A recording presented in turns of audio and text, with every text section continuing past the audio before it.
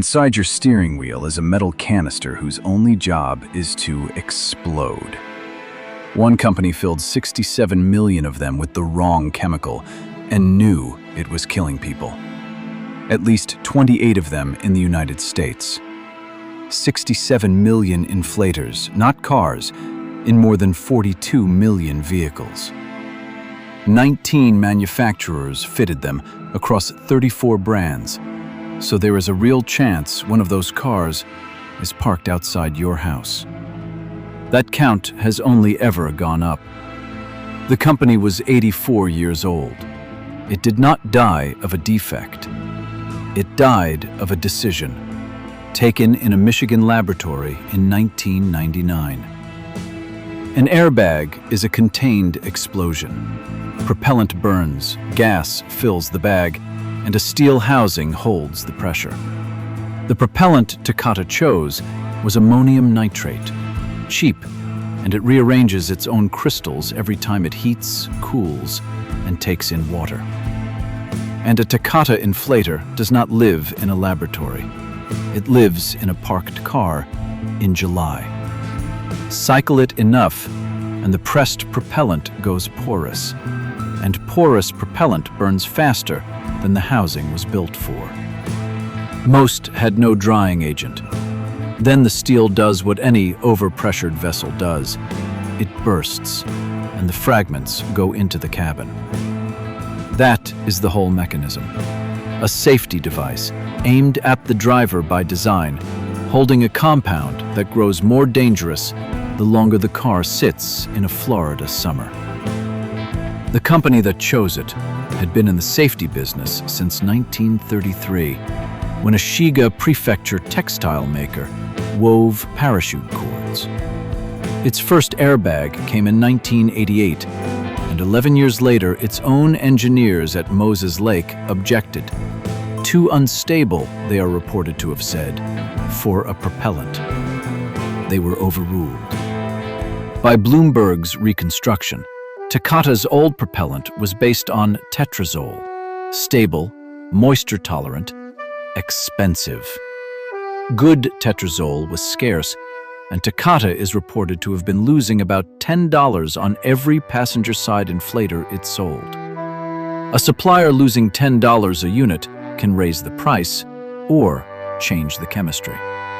Its researchers at the Automotive Systems Laboratory in Michigan, under cost pressure from Tokyo, produced the alternative.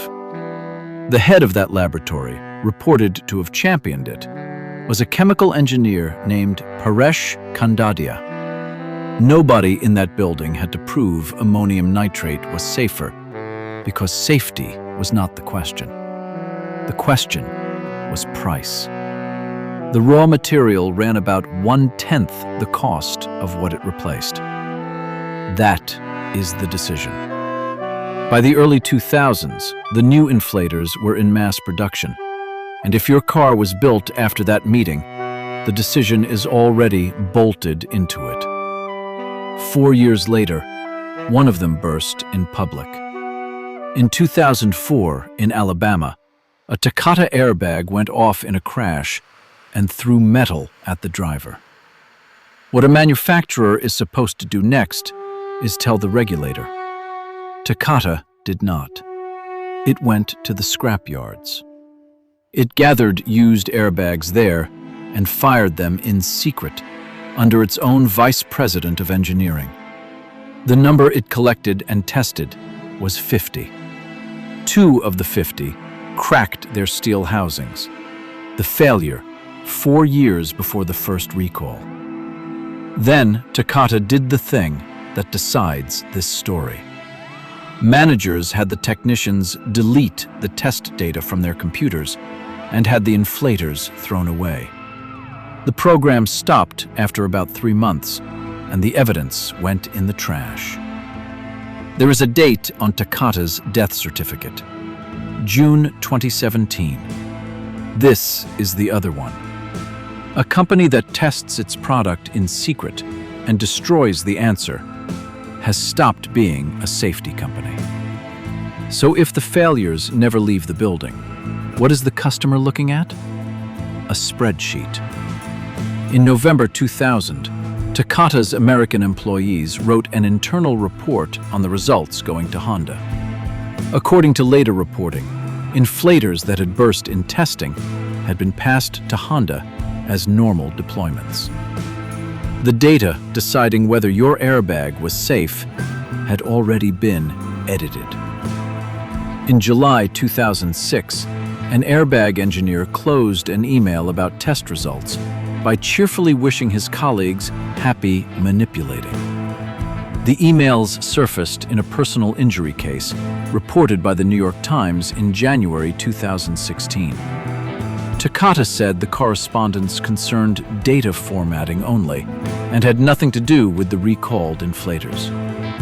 4 independent airbag experts read them for the Times and concluded they pointed to an effort to misrepresent test results. That February, the Senate found the manipulation widespread. The first recall came in November 2008, when Honda called back 4,000 vehicles. 4,000 out of what would eventually be 42 million. 4 years after the secret test, 8 years after the internal report. The first American death came the following May in a 2001 Honda Accord.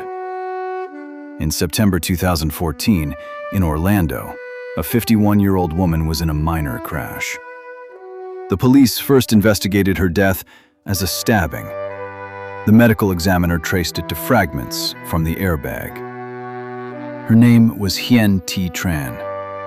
The recall notice for her car arrived at her home about a week after she died. By May 2015, the recall had gone nationwide, and nobody had yet put a price on Takata's conduct. That November, NHTSA issued a consent order, a civil penalty of $200 million, the largest in the agency's history. In December 2016, 3 Takata executives were indicted in Michigan on conspiracy and wire fraud charges. In January 2017, Takata pleaded guilty to wire fraud, and the Justice Department added the whole bill up in one document. $1 billion. The split matters. $25 million was the criminal fine.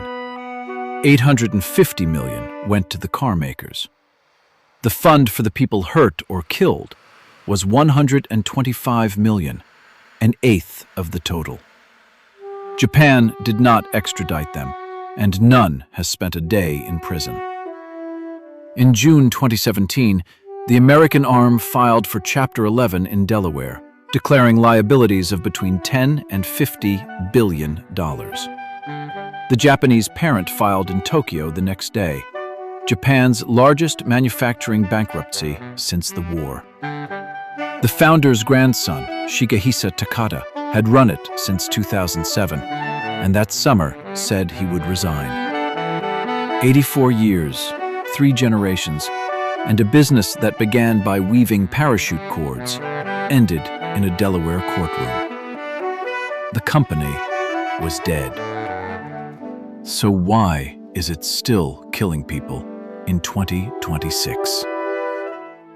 In April 2018, the assets were sold for about $1.6 billion to Key Safety Systems, owned by China's Ningbo Joyson. The plants kept running as Joyson Safety Systems.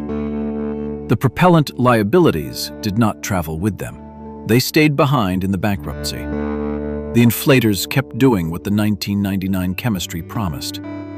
The oldest, in Honda and Acura cars from 2001 to 2003, are the ones the regulator calls alpha.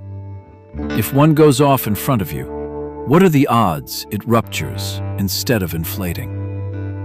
In NHTSA's testing, when they deploy, as high as 1 in 2. Those cars now carry a do not drive warning, and in February 2026, Stellantis extended it to about 225,000 more. The number of American cars still carrying one in July 2026, 9 years after the company died, is more than 4.8 million. At least 28 people killed in the United States. At least 35 worldwide. Both are still going up. Takata took 84 years to build and one decision to kill. And killing it proved far easier than recalling what it made. In 2018, somebody bought the factories and left the liabilities in the bankruptcy. That is the next file.